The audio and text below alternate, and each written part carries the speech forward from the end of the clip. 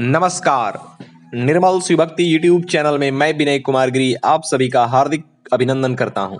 मित्रों, जिस मनुष्य के पास ज्ञान का अभाव हो उसे मूर्ख कहा जाता है। आज की कथा में हम लोग जानेंगे वास्तव में मूर्ख कौन है और किसे ज्ञानी समझना उचित है।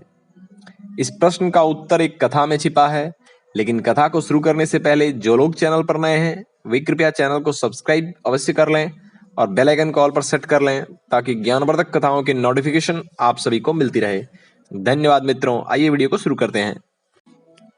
राजा परीक्षित को तक्षक द्वारा काटने और उससे मृत्यु होने का शाप एक ऋषि ने दिया था।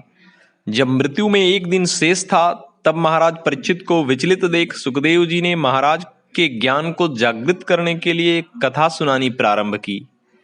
वे बोले, राजन, बहुत समय पहले की बात है। एक राजा शिकार खेलने वन में गया। संयोगवश वह जंगल में रास्ता भटक गया। रात्रि होने को आई परंतु राजा को रास्ता नहीं मिला। राजा को लगा कि किसी सुरक्षित स्थान में रात बितानी पड़ेगी, क्योंकि जंगल हिंसक जानवरों से भरा पड़ा है। सुबह रास्ता ढूंढने में आसानी होगी। उसे उस घने वन में एक दीपक की रोशनी नजर आई। राजा उस ओर बढ़ गया। वहां पहुंचकर उसने देखा कि वह एक बहेलिये की झोपड़ी है। अंदर झांक कर देखा तो बहुत गंदगी और सड़ा गला मांस रखा नजर आया। अंदर से बहुत बदबू भी आ रही थी। राजा को लगा कि वह यहाँ रात नहीं गुजार पाएगा। तभी जंगली जानवरों की दहाड़ सुनकर राजा को लगा कि प्राण बचानी है तो उसे इसी झोपड़ी में रात गुजारनी पड़ेगी। उसने बहेलिये से कहा, आप कृपा कर मुझे रात भर के लिए इस झोपड़ी में शरण दें। मैं सुबह होने पर यहाँ से चला जाऊंगा। बहेलिये ने कहा, अक्सर राह भटके लोग मेरी इस झोपड़ी में आ जाते हैं।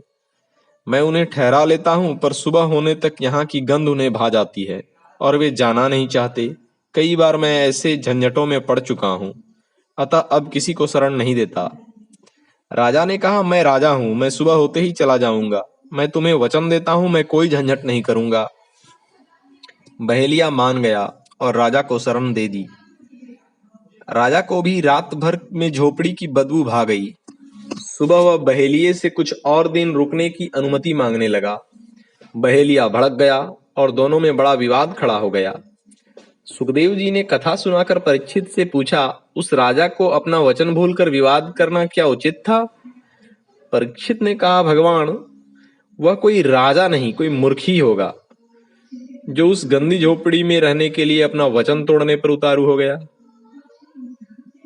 तब सुखदेव जी ने कहा, वह मूर्ख तो आप ही हैं। इस मलमूत्र की गठरी अर्थात देह में जब तक आपकी आत्मा को वास करना था वह अवधि कल समाप्त हो रही है, परंतु आप इस गंदे शरीर को त्यागना नहीं चाहते। यह मूर्खता नहीं तो और क्या है? यह सुनकर राजा परीक्षित का ज्ञान जाग गया और वे बंधन मुक्ति के लिए सहर्ष तैयार हो गए। वास्तव में यही जीवन का सत्य है।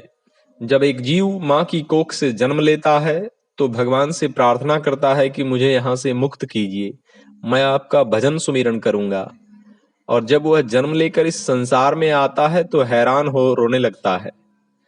फिर उस गंध भरी झोपड़ी की तरह यहाँ का गंध उसे ऐसा भाता है कि वह यहाँ से जाना ही नहीं चाहता है। यह हम सब की कथा है। अवधि पूर्ण होने पर हमें परमपिता के पास परम धाम को लौटना ही होगा। कथा का सार है कि जीवन को निर्भय होकर परंतु बिना आसक्ति के जीना ही हम सबका कर्तव्य है। ओम।